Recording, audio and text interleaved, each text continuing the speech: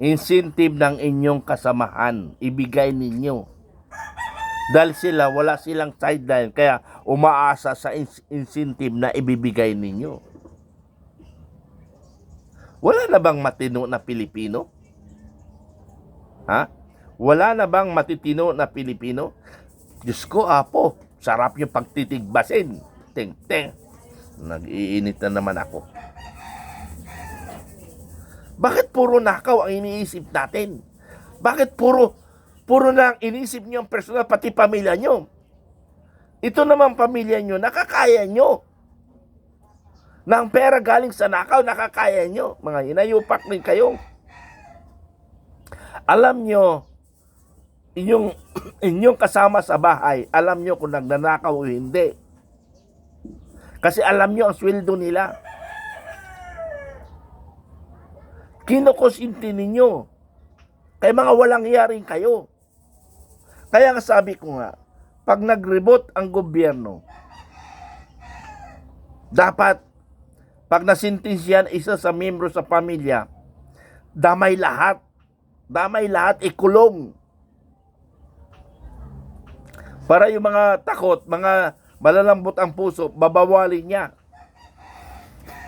ang kasama niya sa pamilya. Ayaw ko yan, balik niyo yan.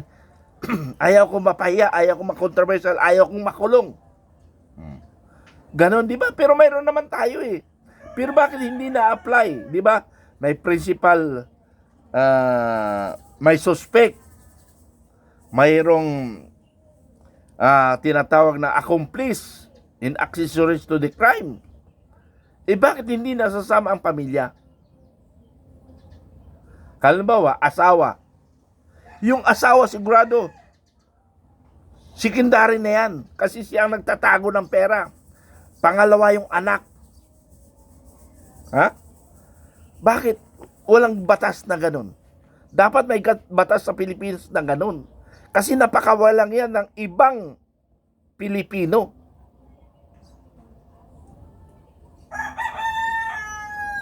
Ang daming mga issue, mga kaibigan. Ang daming issue. Ang daming issue. Ang daming issue na problema. Gumagawa sila ng issue para mapagtakpan ang problema na nagaganap sa Pilipinas. Kaya naawa ako sa bansa natin eh. Naawa ako sa bansa natin. Sana mga kababayan ko, tulungan nyo kami. Tulungan nyo kami maribot ang sistema ng gobyerno. Hindi namin kakayanin. Kaya magtulungan tayo. May mga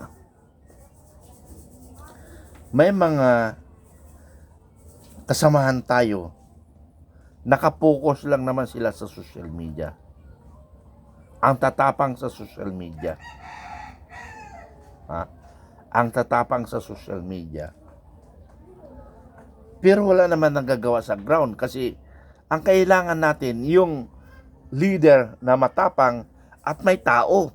Mahirap naman leader matapang ka, wala ka rin tao. Hindi rin tayo magtatagumpay, di ba? Hindi tayo magtatagumpay. Matapang ka, wala ka naman tao. Sino isasangga mo? Sarili mo. Ay talagang kulungan ang diretso mo. Pero kung may dala ka na 100,000, ay sigurado ako na maaaring magtagumpay tayo. Halimbawa, ilan yung mga leader sa atin dito? Ilan leader sa atin dito? Bawat leader, kahit magdala lang ng mga 10,000. Kung 10 yun, di 100,000. Kung mayroong 100 leader, di may 1 million tayo. So yun yung objective natin. Magkaroon tayo ng kanya-kanyang tao. Hindi na lang tayo pur dada social media. Okay lang kung you are a purely vlogger. Okay lang yan kung your objective is to vlog only. Hindi ko kayo dinidiscourage.